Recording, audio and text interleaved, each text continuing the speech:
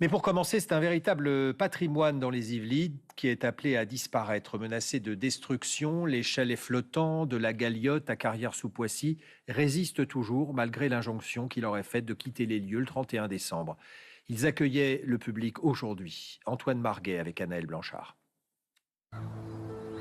À 30 km de Paris, les étangs de la Galiote, c'est un lieu au charme exceptionnel. 26 chalets posés sur l'eau, aujourd'hui menacés de destruction.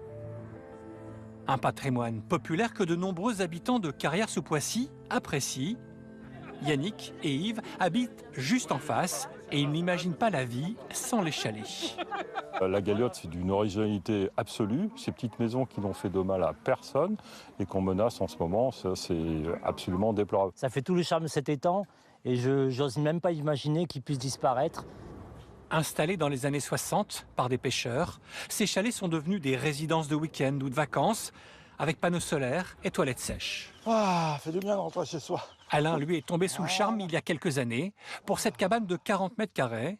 Il n'est propriétaire que de la maison et paye une redevance, un peu comme sur une péniche.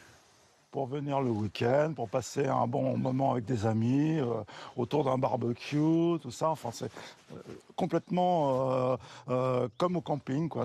On est complètement autonome. Des propriétaires qui doivent quitter les lieux avant le 31 décembre. Le département des Yvelines veut détruire ces chalets qui fragiliseraient les berges.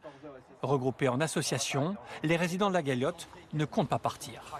Il y a une idée de réaménagement des berges, mais aucune étude n'a été conduite. Le planning n'est pas clair, il n'y a pas de financement. Aujourd'hui, on a des soutiens d'énormément d'associations patrimoine, bien vivre ensemble. On est soutenu par des associations aussi environnementales, reconnues d'intérêt public.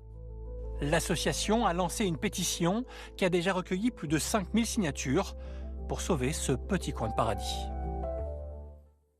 L'actualité est aussi politique. Le compte à rebours est lancé pour les municipales. Les Parisiens voteront directement